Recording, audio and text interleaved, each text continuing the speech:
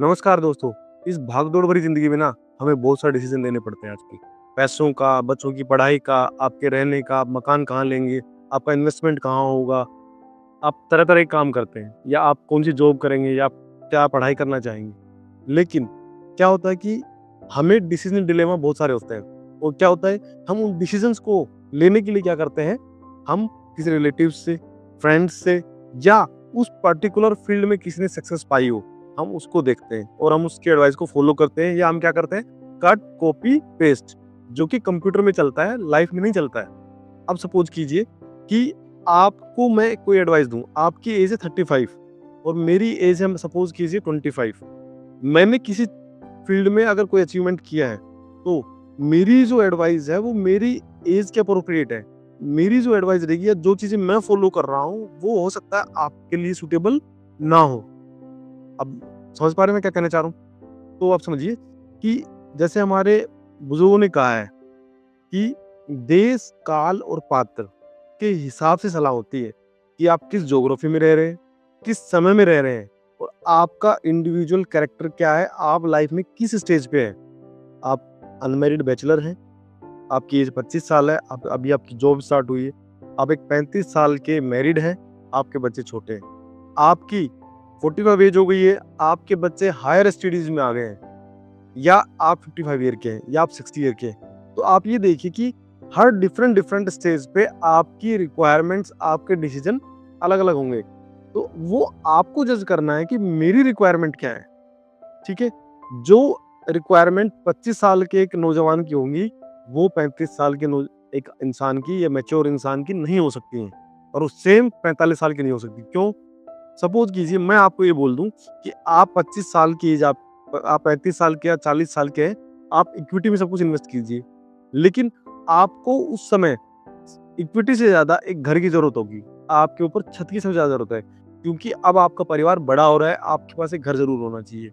वही सलाह मैं एक 25 साल के नौजवान को भी दे सकता हूँ कि उसके पास घर होना चाहिए, लेकिन वो एक हैंडसम अमाउंट कहीं इन्वेस्ट भी कर सकता है। सेम वे 40 वाली एज जिसकी एज हो जाती है या 40 लगा लो, जिसके बच्चे हायर स्टडीज में आ गए हैं, तो उस बंदे को लिक्विड कैश की ज़्यादा ज़रूरत होती है। मीन्स उसके पास कैश इन हैंड ज़्यादा होना चाहिए। मीन्स वो तुरंत कहीं अगर उसको कहीं इन्वेस्ट किया भी है, तो तुरंत उसको कैपिटलाइज़ कर सके। सपोज़ करो उसने कहीं बड़ा इन्वेस्ट कर रखा प्रॉपर्टी में, तो रातों-रात तो बेच नहीं सकता। कैश उसको मिलने में टाइम लगेगा, तब तक वो अपॉर्च्युनिटी चली जाएगी। जैसे सपोज़ कीजिए आपका एक प्लॉट था, आपने उसके अंदर एक आम का पेड़ लगा दिया। आपने सोचा कि मैं बड़ा करूँगा इसको और तब मैं इसके आम खाऊँगा। अब क्या हुआ? धीरे-धीरे आपने उसको ध्यान दिया, उसका पानी डाला, खाद-पानी किया, वो धीरे-धीरे बड़ा होने लग गया। 4 साल बाद आपको वो पेड़ बड़ा हो गया थोड़ा-थोड़ा। अभी क्या हुआ? आपको उस प्लॉट पे मकान बनाने की ज़रूरत पड़ गई। अब क्या हुआ? अब आपको पेड़ काटना पड़ गया। ऐसा नहीं कि आपका डिसीज़न गलत था या आपने कुछ गलत किया, लेकिन क्या हुआ कि आपने प्लानिंग नहीं की कि ये जो जगह है, जहाँ मैं इन्वेस्ट कर रहा हूँ, क्या ये आम का पेड़ परमानेंट सस्टेन यहाँ कर सकता है? देखो, जब आम के फल लेने की आपकी बारी आई, जो आपने मेहनत की थी 4 से 5 साल, जब फल लेने की बारी आई तब आपको आम का पेड़ काटना पड़ गया। ऐसे ही बहुत सारे इन्वेस्टमेंट में होता है कि आप इन्वेस्टमेंट तो कर देते हैं, लेकिन आप उसका टाइम होराइज़न, मतलब उसका काल, जो मैंने बोला ना देश, काल और पात्र। काल, उस समय को, किस टाइम ज़ोन में आप हो, आपने वो चेक किया नहीं कि आप कितने लंबे तक इन्वेस्टेड रह सकते हैं, कितने देर तक रह सकते हैं और कितनी आपकी रिस्क एपेटाइट है, कितना आप झेल सकते हो, ठीक है? वो आपने कैलकुलेट किया नहीं। आपने किसी को देखा कि भाई फलाना आदमी ने, मैं रिकमेंड नहीं कर रहा, मैं कोई सेलिब्रिटी नहीं हूँ, कि फलाना आदमी ने ये कोई शेयर खरीदा और उसके शेयर 10 साल में 10 गुना हो गए। अब आपने सेम शेयर खरीद लिया, बट उसका काल कहीं कुछ और था और आपने उसको आज खरीदा। तो जो 10 टाइम्स मल्टीप्लाई हुआ, वो आज तो नहीं होगा ना। सेम ऐसी गलती हम बार-बार करते हैं। ऐसे ही सपोज़ करो किसी ने 90s के टाइम पे, 2000 के टाइम पे गुड़गाँव में वो प्लॉट ले लिया। तब कोडियों के धाम पे प्लॉट थे, गुड़गाँव में ज़मीनें थी। वो 100-100 गुना, 200 गुना हो गई। अब सेम एडवाइस आज अप्लाई कर सकते हो आप? बिल्कुल नहीं। आप उस चीज़ को कॉपी पेस्ट कर सकते हो? नहीं।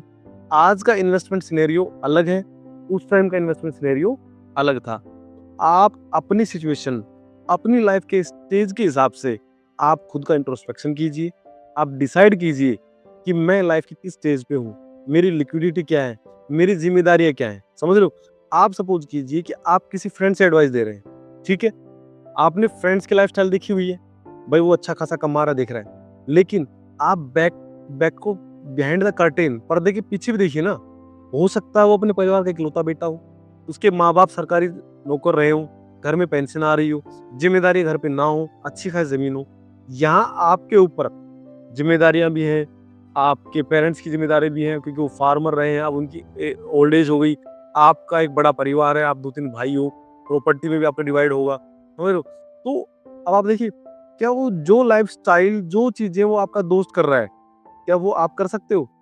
यही गलती हम कर रहे हैं कि हम उसकी पूरी हिस्ट्री या पूरा इन डेप्थ चेक की करने के बजाय या बैकवर्ड इंटीग्रेशन करने की बजाय हम अपने आप को उसकी लाइफ़स्टाइल से कंपेयर करने लग जाते हैं कि भाई उसकी जो लाइफ़ चल रही है, मैं उसी की एडवाइस या जैसे वो रह रहा है मैं उसको फ़ॉलो करूँगा और उसको फ़ॉलो करूँगा तो मैं लाइफ़ में सक्सेस मिल जाएगी। लेकिन हमें डायरेक्ट जो दिखता है ना, उसको देखने की बजाय ना, हमें थोड़ा हट के हमें देखना चाहिए कि क्या ये चीज़ें मुझे सूट करती हैं? ठीक है? मैं अगर आपको ना एक बहुत अच्छी स्टोरी बताऊँ, आप रिलेट कर पाएँगे। वर्ल्ड वॉर 2 के टाइम पे ना ब्रिटिश जहाज़ जर्मनी के ऊपर बॉम्ब गिरा के आ रहे थे। ठीक है? क्या हुआ? जहाज़ वापस आए बॉम्ब गिरा के, तो उनके विंग्स के ऊपर, टेल्स के ऊपर बुलेट्स के निशान थे, छेद गए हुए थे। तो वहाँ पे बड़े-बड़े इंजीनियर बैठे थे। उन्होंने देखा यार भाई बुलेट में इसके विंग्स में गोली लगी हुई है, बुलेट यहाँ आर-पार गई हुई है और हमें ना इनको मजबूत करना पड़ेगा, जिससे कि जहाज़ सेफ रहे। वहीं कुछ दूर पे ना एक छोटा-सा कोई टेक्नीशियन बैठा था, वो इन चीज़ों को ऑब्ज़र्व कर रहा था।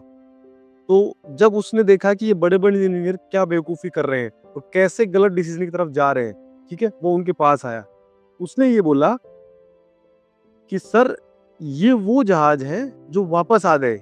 आप उनके बारे में सोचिए जो वापस ही नहीं आए।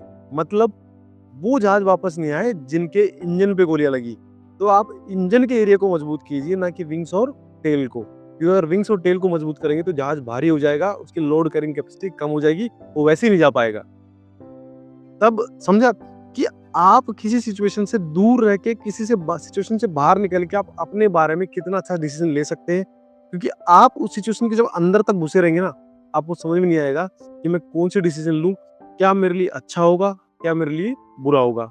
मैं आशा करता हूँ ये वीडियो आपको पसंद आया होगा, कुछ टेक अवेज रहा होगा आपके लिए। अगर वीडियो पसंद आए तो प्लीज वीडियो को लाइक कीजिएगा, चैनल को सब्सक्राइब कीजिएगा। आपका यही प्यार मुझे मोटिवेशन देता है और चैनल को आगे बढ़ने में मदद करता है। Thank you very much.